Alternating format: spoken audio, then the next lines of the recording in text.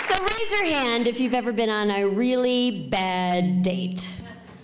Look at all the women's hands that go up. Look around, make sure none of the men in the room were on that bad date with you. Carlton, I saw your hand go up. You were on a really bad date. At what point did you recognize the date was going bad? Beginning, middle, or end? Beginning. Beginning. Carlton is a very insightful man. Most men don't realize that the date's gone bad until the very end, you know what I'm saying? I'm just saying. Ladies, when do we know that the date's gone bad? Right at the beginning. I could tell the date's going bad before you could get to the end of your Tootsie Roll Pop. But what about in business? About how long does it take a new hire to recognize that they're on a really bad date with the company that just hired them? 2 weeks, maybe. You know, I think it's almost too easy to dismiss somebody who's not working out in their role as a bad hiring decision. You know, we could talk for hours, don't worry, we won't, about how to improve your hiring process, how to identify what I call the best attributes in somebody, the beliefs, the experiences, the skills, and the natural talents that somebody would need to be successful in their role working for you. But that's not my issue today.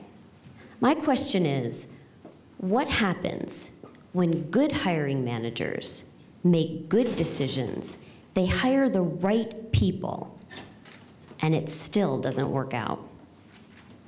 We're talking today about how to ramp people up quickly so they can produce more, they can produce sooner, and they'll stay for the long term. Because there are two mistakes that companies make when they bring in new people to work for their organization. The first mistake is that there is no documented, repeatable process to bring people into the company and teach them the tasks they need to learn to perform in their job. The second mistake is when companies do have a documented plan, it's often 99% technical and 1% personal. And I think we need to switch that up. I had an opportunity to talk with the CEO of a $12 million manufacturing company. He brought me in because the question was, how are they going to grow the company, double in revenue inside of 3 years? And he brought his VP of sales and his HR director into this conversation. And they all had some very different issues regarding how they were going to have that aggressive growth goal. The VP of sales was concerned about all the time and energy it was going to take to bring in and train up all these new people, because up until that point, it was him personally making all that investment of time to get people to learn the role. The CEO had a concern about, what if we keep people too long who aren't performing in the role? And what will that say to the whole staff? What will that do to our culture? And will we become known as a place where mediocrity is accepted? And that's not an unusual concern for CEOs when I talk across the country to CEO groups, and they're always asking, how do I know when to invest more time in somebody's success here and when to make them available to the marketplace? But the HR director had a slightly more long-range perspective, and her concern was, how do we know that the investment of time and money that we're pouring into these new hires won't walk out the door someday and go across the street to work for the competition? Because there was no clear path for advancement within the company. And the solution for all of these issues was the same. They really needed a well-documented, repeatable process so that every time they brought a new hire into the company in any role, they knew exactly what to do with them. And by doing that, they got 4 main benefits. One was the freedom to start the hiring process and really select the top 5%. The second thing they got was consistency in the approach. They were able to tell new hires, if you follow this plan, you will get this result, and you'll be successful here. They also got certainty that even if somebody were to make their way through their very difficult hiring process, they would weed out the non-performers early in their new employment so that mediocrity wouldn't set in. And finally, they got security, knowing that they were a place for people to grow in their whole career, and that they weren't going to lose their competition and actually train people that would leave.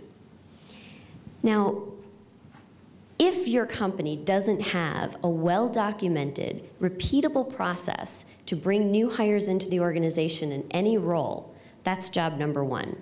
And all you have to do is document the tasks that everybody would need to perform to be successful in that role, and then identify the people who could be credible and teach people those tasks that they need to know. And finally, then you determine by when in somebody's new employment would they need to be able to execute that role with an expertise and mastery to do something on their own. And when you can do that, you're halfway there.